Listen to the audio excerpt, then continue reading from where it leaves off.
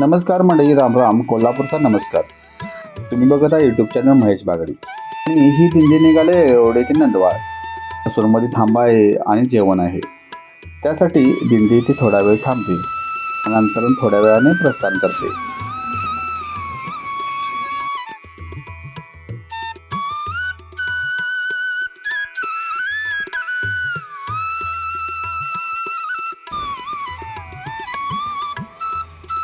गावातील सगळ्या शाळांची म्हणजे बालवाडी असू दे, हायस्कूल असू दे, मराठी शाळा असू दे, त्यांची गावामध्ये दिंडी काढली जाते.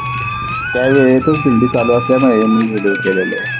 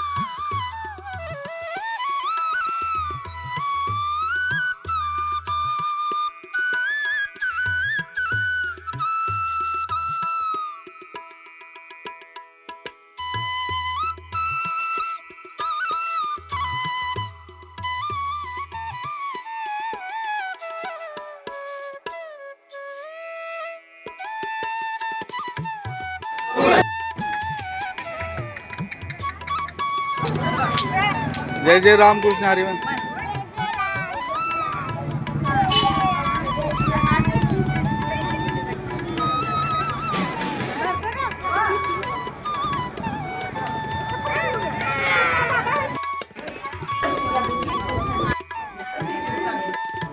आता नंदवाळला दिंडी निघाली आणि दिंडीने प्रस्थान केले.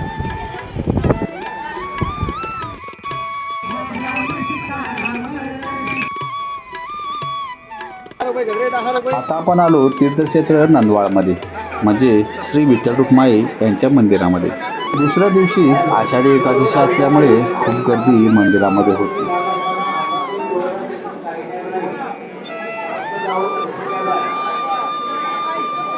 माऊली नमस्कार. माऊली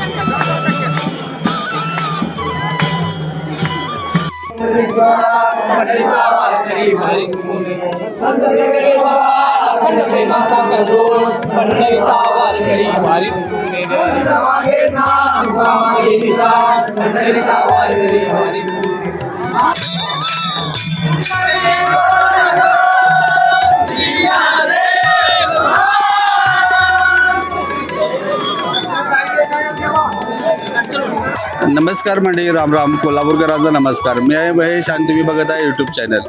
एकादशी आली तर ओढ लागते पंढरपूरची आणि आपल्या नंदवाळची पडते पंढरपूरची. आणि आषाढ एकादशी उद्याच आहे आणि आपल्या भागातून म्हणजे कांचवडे असेल, येरवडे असेल, हिरवडे असेल दिंड्या निघालेल्या आहेत. आणि आता आपल्या समोर झालेली आहे ती कांचवडीची दिंडी आहे. तरी दिंडी किती वर्षापासून चालू आहे?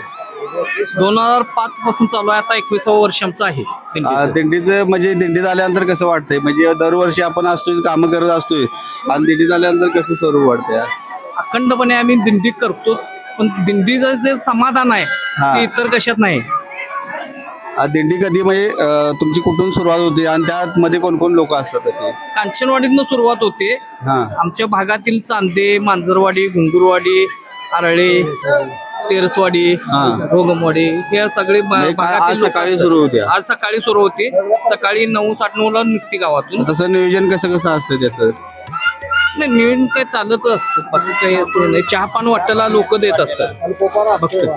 तुम्ही म्हणजे दिंडी म्हणजे तुमची ही सुरू झाल्यापासून त्यावेळी आहे काय तुम्ही तुमचे वडील दिन बघत होते त्याचे? नाही, आम्हीच चालू केलं. तुम्हीच चालू केलं? परतीचा प्रवास उद्या सकाळी असतो. परतीचा प्रवास करायचा असतो. उद्या सकाळी कार्याला चालू होतं. तुम्हाला म्हणजे कसं वाटतं इकडे आल्यानंतर? कसं वाटतंय? आनंद वाटतो, समाधान वाटतं.